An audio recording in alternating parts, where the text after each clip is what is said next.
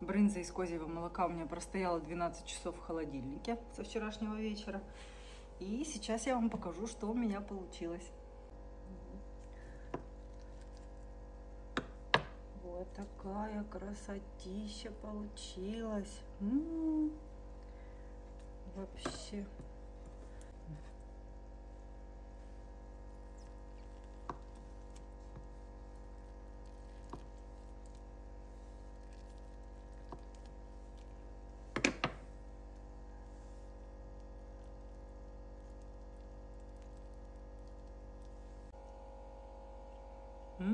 Знаете, что самое вкусное?